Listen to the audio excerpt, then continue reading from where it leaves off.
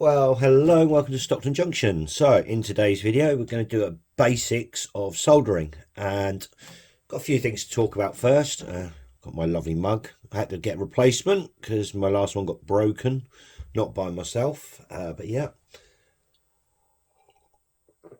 Oh, whenever you're doing a job, always get yourself a nice cup of tea or coffee, whatever you prefer.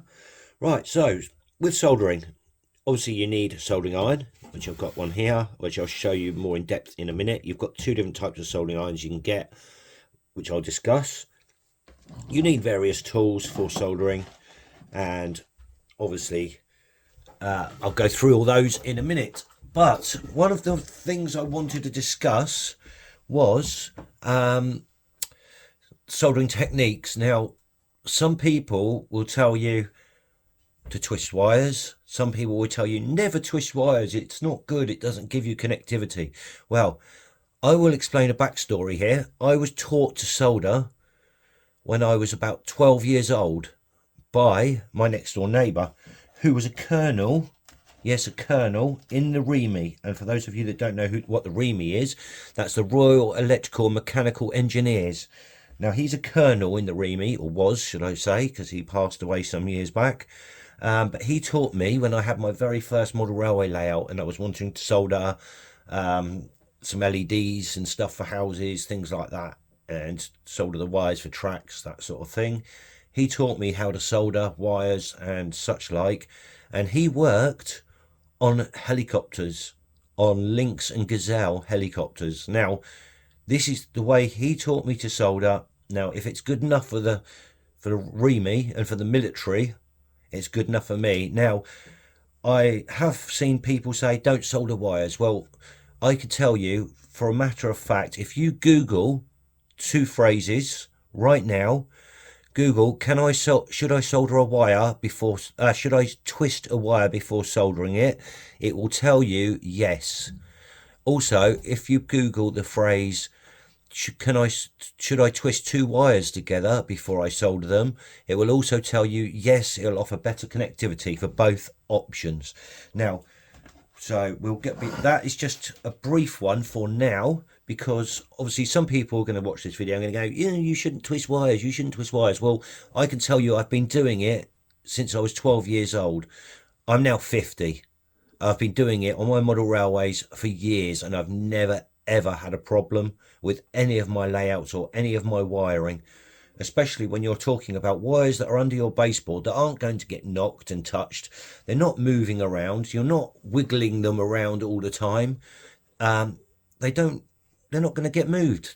The only way that a wire is going to break is if it's getting moved around on a moving part.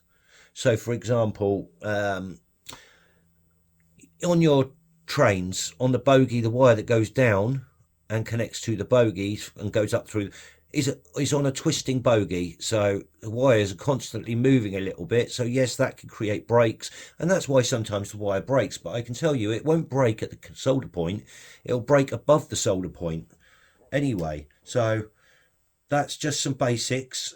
So you do however you feel comfortable with wiring. It's like model railways, it's your layout, do what you want. Now, I know for a matter of fact that all the naysayers that will say you shouldn't twist wires, Google it.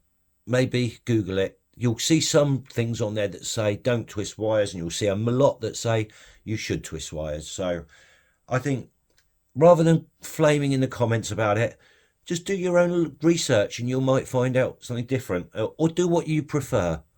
That's how I say it, and leave the people alone that want to do it their way. I do it this way, I've always done it this way, and I'm not going to change my way of doing it. But I will show you the other way of doing things, but I don't like it.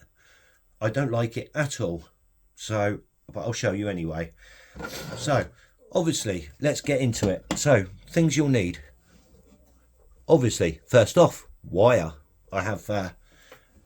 I buy mine on great big spools like this because I have a big layout and I use a lot of wire. So I've cut off a few pieces for our work today just for test purposes. So that's number one.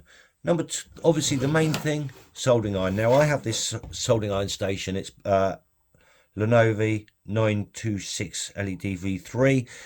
Now, I did try and go find these on sale when I bought it, and I did a review on it well over a year and a half ago. They were highly readily available, but now I haven't seen any available. So you can buy something similar. All you want is either a soldering iron or a soldering station. Now, it depends on what you're doing. So you can get a soldering iron, which is basically this bit, like this, with a plug on the end. If you're just doing basic wiring soldering, and you're using standard track, and I'll say standard track meaning most brands of track bar legacy track, then a normal soldering iron, a plug-in one, will do you absolutely fine. The only time you're going to need something like this with a temperature adjustment is if you're using legacy track. Normal Pico track, you don't need it. Legacy track is a bit harder to solder to. You need a slightly higher temperature. I prefer this station anyway because it's just handy, because it's got somewhere to put the soldering iron. When you've got a standalone one, you don't have anywhere, and you quite often have to leave it sat like this. And as you can see, the tip thing. So I always used to, with my old soldering iron, I used to have to put my solder thing on there like that to hold it, to stop it burning anything in between using it. Or you can buy a separate little stand. What's the point then? You might as well buy one of these. If I'm going to suggest anything, I would suggest buying a soldering station. You can pick them up pretty cheap, around the 30 quid mark for a decent one, for, you know, cheapy. It's not going to last forever. If it lasts a year or two, that's all good. You can buy these up to like £300-400. I wouldn't purchase something like that, and I wouldn't even purchase one at £100. I'd rather spend, I think I spent about 30 quid on this one. It's lasted me over a year so far, and it'll probably last another year. It seems to be going strong. The only downside is now they're not selling them. I don't know if I can get replacement tips, but I believe I've got a couple somewhere laying around, so I'm probably all right for a few more months. But yeah, I would personally get one of these. Also, soldering stations often come with these bits, which I'll go into shortly, which are also useful. So it all comes together, you get everything you need. This one actually came with solder. Not that you would use this solder, and I'll go through that in a minute. That's, again, personal choice. There's nothing wrong with this solder. It's probably going to do the job fine, but I prefer a different type of solder. So that said, that's your choice whether you want to buy cheaper. You can buy like a Draper plug-in one for probably around £20, maybe just a bit over, or you could buy a cheap soldering station for 30-40 quid, maybe 50 at the most, and I think it'll be a better option. Again, that's your choice. Right, I'm just going to switch this on just so we can get some temperature going, although this one is a very fast one. As you can see, the temperature's flying up. That's the only bonus to something like this. It's ready to go. A plug-in normal one, it will take you a minute or two to warm up. Now this is already ready to use in seconds. There we go.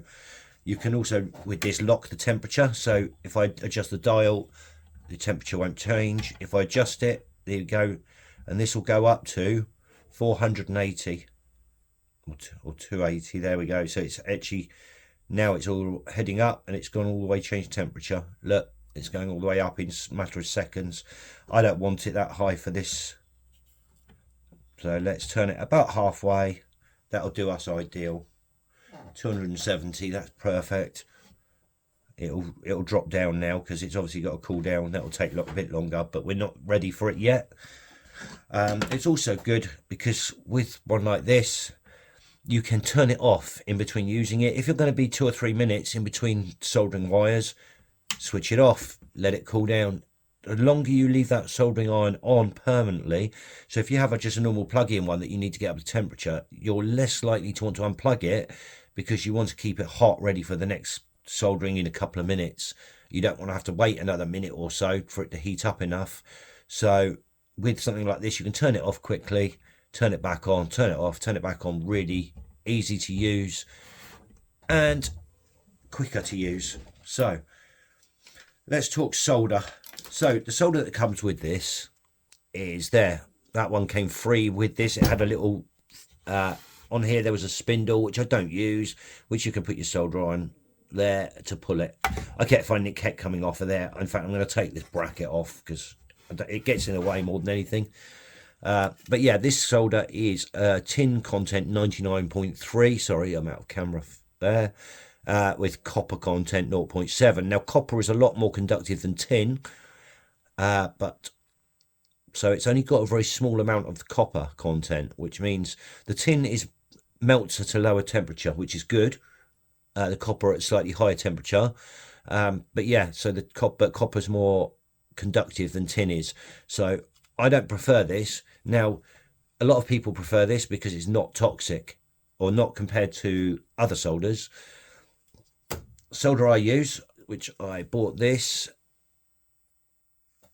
and I bought that at a show. That was from, I can't remember the company. It's a big electronics company that go to all the model railway shows. 20 quid, great big roll of this, and this weighs quite a bit. This will last you a very long time.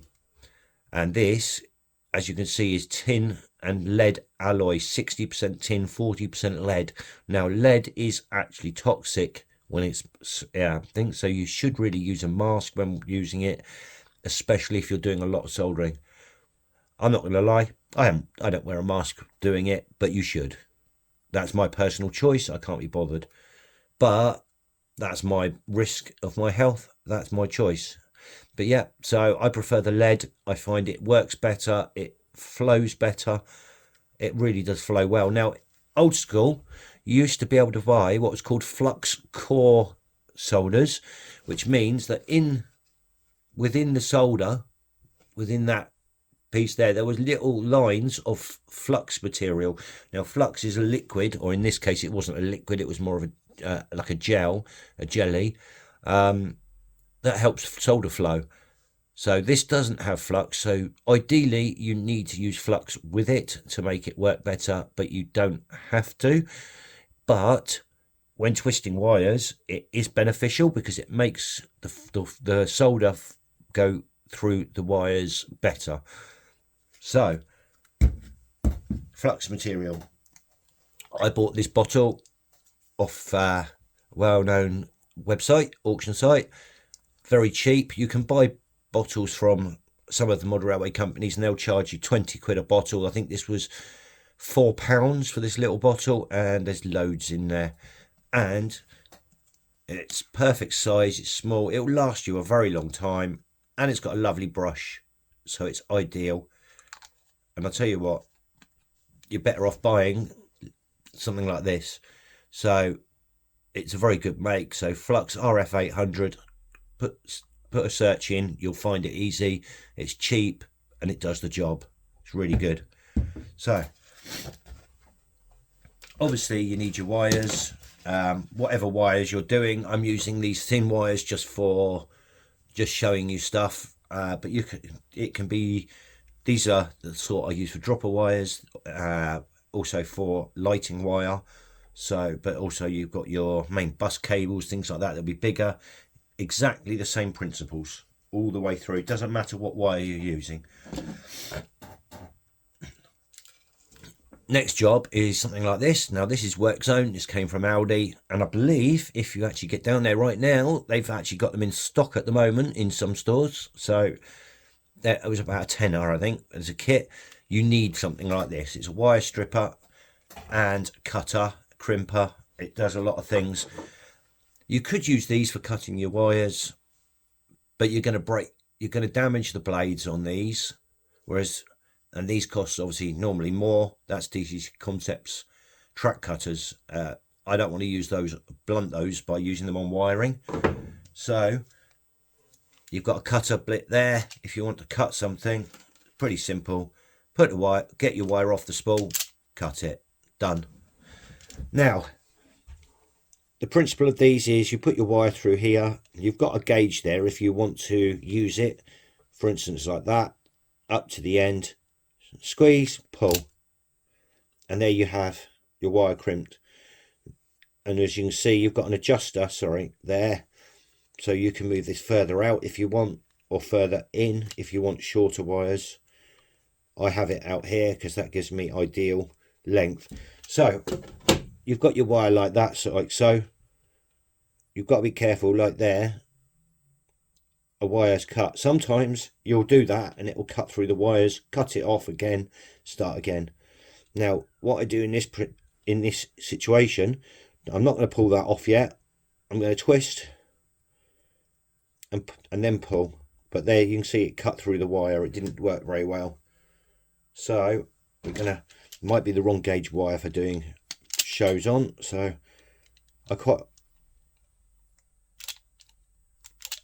there we go, that's better. It hasn't cut through. Sometimes that happens and you have to do it.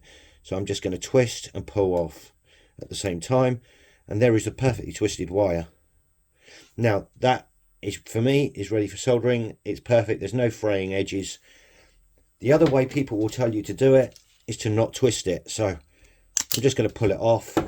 But look at the end there, it's all frayed up. How am I going to get that all together? Well, I'm not. Right, let's switch my soldering iron on. I'm going to get some flux in a minute, and I'm going to get some solder ready. Now the good thing about having them on these is that, look at that, perfect, just sits there, don't need a hand for it.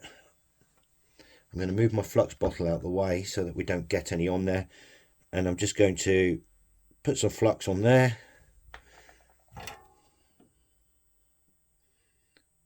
Now this is how I solder. I put the solder on there like so.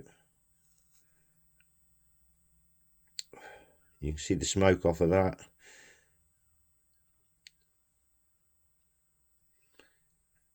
And done. Now we'll do the other end.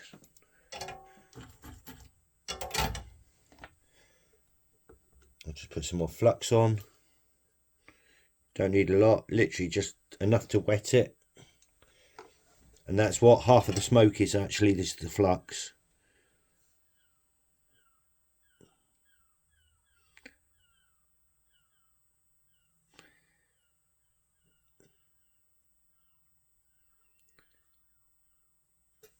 Now there we go. So let's have a good look at both of these. Now, don't know how well that's going to come up as a close-up. We'll try and get a good close-up here. Now that's the tinned twisted wire. Look how straight and nice that is. There's your not twisted wire. A bit splayed out. So before you use that, you're going to have to come along and trim that end off. That's easy enough. Makes it a bit shorter, but it's still quite lumpy and bumpy, whereas this one is really uniform all the way by twisting it. Now if anyone tries to tell you that isn't a good connection, they're talking out their whatsits. I'm sorry, but you are. Nothing wrong with that. Again, people will say, now I've actually just made this myself, Stock Scenic Soldering Buddy. They will say, to join two wires together, you need to put them like this next to each other and solder them. Again, I think that's an absolute load of whatsits, but it's a pain in the arse to do. Excuse my... So I'm going to do another twisted wire. There we go. And if the plastic comes off, just hold it between your finger and thumb and twist it nice and gently. Keep it nice and straight. Look at that. Easy to do, so easy. So I'm going to put a bit of flux on that again, and we're just going to put a tiny bit of solder on there. There we go, and just gently rub that. Easy. Now I said to you, I'll tell you what these are for. So this pad you're meant to make wet for cleaning your brush. I never use these, to be honest with you. This bit here is for also cleaning, and all you do is you stab your soldering iron into there and it cleans that tip off lovely. It gets rid of any excess solder and cleans it off. That's what this is for, again, doing that. But I don't use those. I find that I don't like the cooling of it for the iron. I don't think it's actually beneficial. I'm going to switch that off for a second because it heats up so quick. So now we have two really straight done bits. Now they will tell people say you should use solder two wires together like this.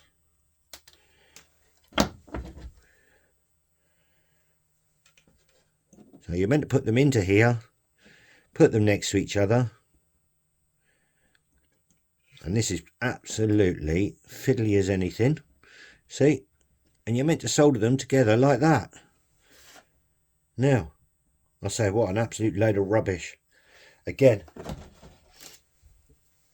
So what we're going to do, yeah, I'm not even going to attempt that because I can't stand doing this.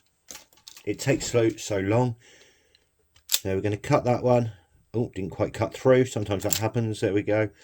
Oh, that one didn't quite work. So we just cut it off and do again. There we go. So again, twist your wire. Twist your wire. Make sure they're nicely twisted. And now what we're going to do is we're going to put those two together right at the bottom like that. Crossed over. We're going to hold them and twist all the way up like so. There. Now we're also going to switch the soldering iron on because it'll be ready in a second. We're going to use our flux again. Just going to flux this up nicely, and then we're going to put the solder on there. I'm just going to make this a bit easier.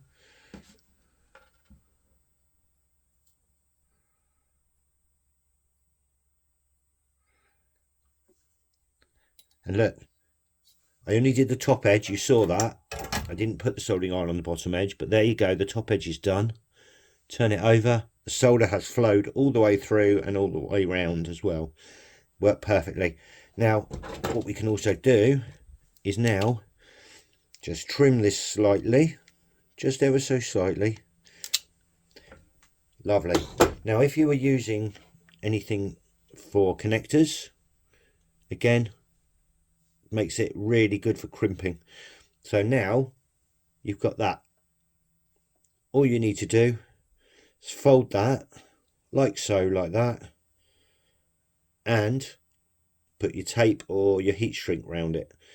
I can't find my heat shrink. I'll have a look for it in 2 seconds, and my tape, and I'll show you why you use those. So give me a second and I'll be back.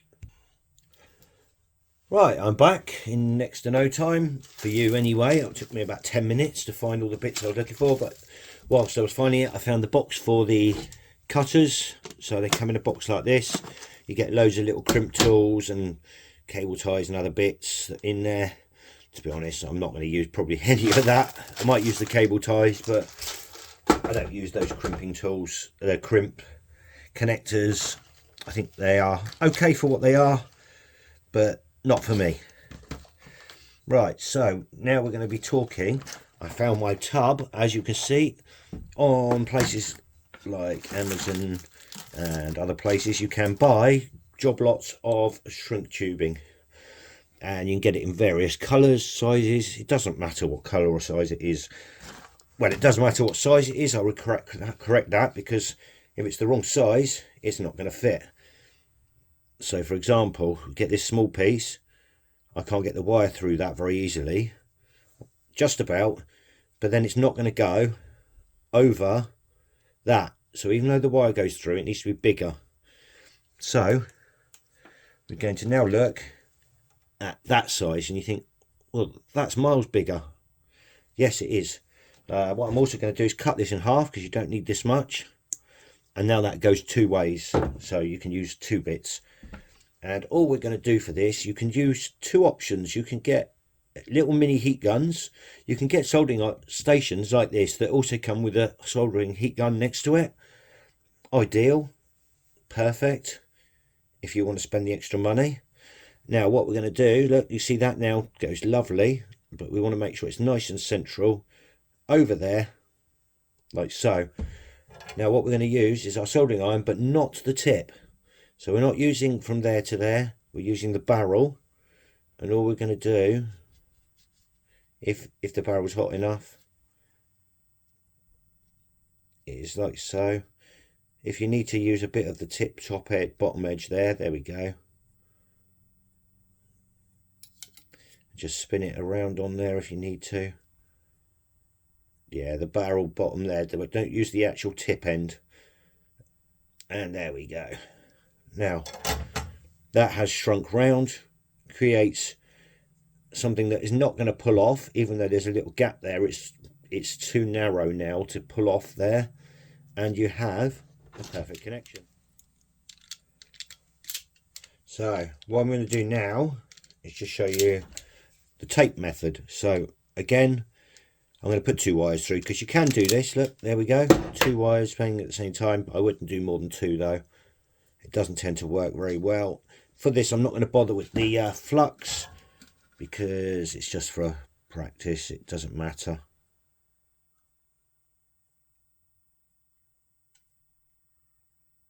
The only difference is with flux, you might have to twist it, and you can see I put more on and some's dropped off.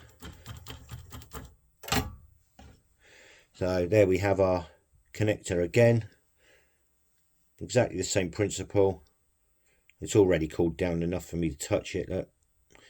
Now, what we've got to use now is electrical tape. Now, don't be tempted to use different tapes. It needs to be electrical tape. It's a plastic tape that is non-conductive.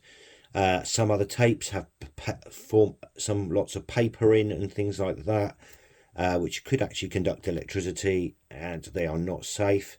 Which means if 2 wires touch, because the 2 tape bits touch and it's not electrical tape, you could cause a short, etc. So with something like this, it's really simple. Oh, typical, I haven't got my knife with me. I'll just cut there with the snips. That's all you need, a little bit of tape, and it's a pretty simple process. You put it on at a slight angle. I usually cut it at an angle and then put it flush, but I haven't quite done that. So it doesn't have to be perfect, so you're just taping it on the edge and twisting it around. In fact, I haven't done it in the right place, but you'll get the idea. Twisting it around like so. Bang. Okay, there's a little bit showing because I put it too far this end, but you know what, you get the principle. You need to cover that section with tape. So all I would do there is put another tiny piece of tape on there. But this stuff is a lot cheaper than buying these, but these I think are nicer. They create a better cover. I would personally, I've gone off using tape, to be honest. I used to use it a lot. I now use heat shrink tubing. I would advise the tubing, because let's face it, you can use as much of this as you like. It doesn't matter if it's under your layout. Is anyone going to see that? Who cares? Unless you're one of these people that has to have it looking absolutely pristine because you want to show your wiring off. There you go, that's covered, job done. It's cheap. This is definitely cheaper for a big roll of this than a whole pack of these, which quite often come in sizes that you don't want. I mean, for instance, am I going to use these sizes and these sizes? Look at the size of that. No, in fact, I'm never going to probably use these for much. Although these could be good for one thing, and that is covering bits in locomotives for like some people like their decoders in tubing. Hornby, I used to supply a piece of tube like this, didn't they, for the decoder. Now, if I was putting it over the decoder, I certainly wouldn't heat it on. I would just put it out, slip it over the decoder and leave it as is. Yeah, so like this is the Hatton's decoder that you get, for example. Look, and it has plastic heat shrinking around it. Now that's done with air, obviously, and not heat from a soldering iron, because if you get too much heat on components, it can blow. That's something you have to be very aware of. So, for example, you have, I think this is a Hornby I think this is Hornby TTS sound chip, I believe. So for example, if one of your wires comes off here and you want to resolder a tip on there, be aware that obviously that tip is probably too big for that job. You'd need different size tips. So buying a soldering iron station, which I'll switch off, if it has multiple size tips, that could be a bonus if you're ever going to need to solder, like there's tabs, things like this. Those aren't too bad with the bigger soldering iron, but if you had to resolder one of these wires on here or on here because it's come loose, you'd probably want a smaller tip. So again, get one that has different tips come with it. That could be a bonus for you. But you need to be aware, see all these tiny little components on a board like this, they are damageable by heat. When you're putting on a wire like this, you need to be on and off very quickly, extremely quickly, like matter of a second or maximum a second and a half heat on there. If it hasn't worked, let it cool down, do it again. But don't sit there with the soldering iron on there for multiple seconds, because you could end up putting heat through and blowing some of these tiny little components, and these sort of boards are packed with them. So yeah, I mean, it's pretty basic really. You know, just soldering iron, solder, you cut your wire strippers, and soldering couldn't be easier really. I do it all the time, I'm so used to doing it, so I don't think that if you're scared of soldering, don't be. It's not hard. It is literally just a case of cut the wire, make sure the wire is twisted and neat and tidy before you put some solder on it. Put your flux on the wire. You can get other different types of flux. Some you can just dip the wire in.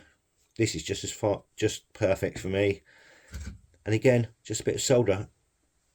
If you're using just bits of wire and you're, just practice. It's not hard. Give it a go. Don't be scared of it. Only thing you need to remember is don't touch this part here. It's hot. It will burn you. I've had multiple burns over the years. I've actually had a burn right across here years ago. Nothing there now, but yeah, it hurts. It'll burn, blister, and be painful for months, but that's the worst that can happen really. Unless you burn your house down, obviously, but don't do that. This is why I prefer the station where it's got a holder, like so, because that way you're not going to burn yourself or something. Times I've burnt myself is when I've had the plug sort where you've got to sit them like this, and I've forgotten about them, and I've forgotten it's on, and I've gone to touch something, or I've gone to pick it up to move it, forgotten I've still got it plugged in, bang, burn yourself. So always take care of your tips. That's what this is for. In between soldering, I just dab it in there, just cleans that tip off lovely. And if you're unsure about something, feel free to put a comment in, a question. If there's something I haven't covered, please mention it. I'm quite happy to cover different aspects. I mean, I'm not going to do PCB soldering. There was one other thing I was going to mention, and I'll be back in 1 second. Right, just another quick one. So this here is a tension. So if you're finding that the pull is always ripping your wires, loosen the tension off a little bit and you'll find it'll be better. Like that, hasn't cut anything. Tighten it up a bit. It's cut off perfectly there. It hasn't ripped the wires, and that's given us enough gap there to pull and twist, and there we go. If you're finding it keeps cutting through the wires, then you need to adjust it. So this is why I like this one as well, because it's got the adjustment. So the other thing I wanted to mention was when you're using components that have screw-in boards like this. Now obviously what you need to be obviously doing is, yes, you could put your wire in and screw it in, but the pinching action of that is likely to break some of these strands. So what we're going to do,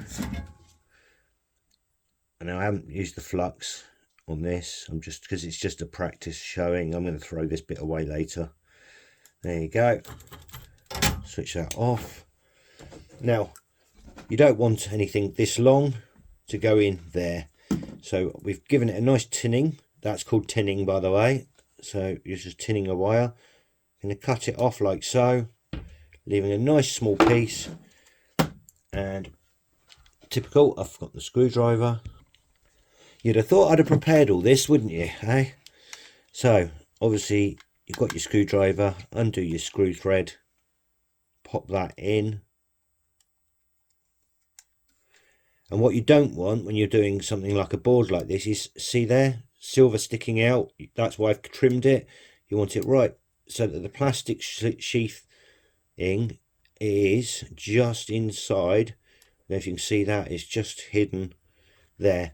Because what you don't want, I'll just do this up a second. What you don't want, oh, I didn't do it right. Typical. I think I put it underneath and not over the top.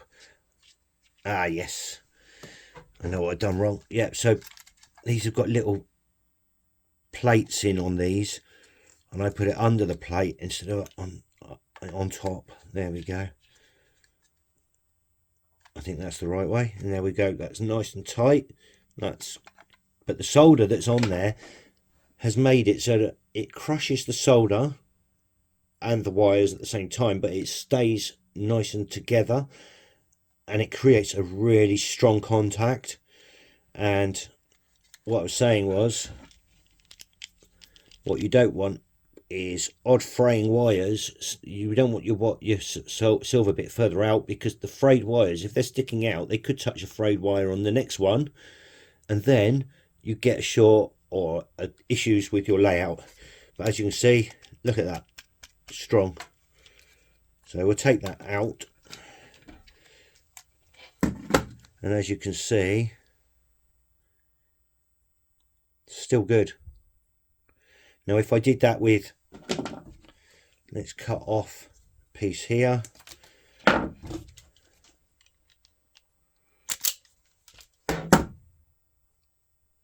Oh, done that too hard. Hang on 2 seconds. I think I adjusted. So if you were just to use something like this, and we'll trim it to fit properly. So this is unsoldered wire.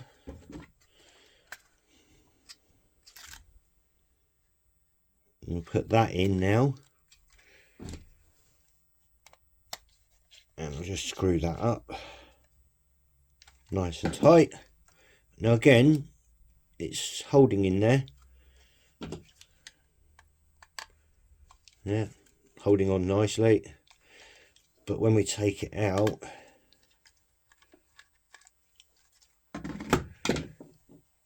look at what it's done to the wire there. Look, it's all twisted up. Whereas this was the other end. Look at the difference. That is the difference between tinning a wire ready for use in something like this. So if you're using any type of circuitry, always tin and trim your wires to length, and you'll find you'll get better connectivity and better wires, because this is liable to for these wires to eventually snap, especially if this wire is getting moved at all for any reason. And it's just better for your layout, better for peace of mind as well. You know, then you've got good connections. So that's pretty much it for the video. Soldering is easy, literally flux, solder, put it on the wire. Hope this has helped some people that are new to the hobby or new to soldering. Don't be scared, you know, it's not hard. Just again, don't solder over good areas. Look at this, bits of solder, but look, they just pick off. You never ever keep your hands or bits underneath the soldering iron when you're working. So you're soldering like this. Don't solder upwards like this, because if the solder bit drops, it's on your fingers. That is going to burn.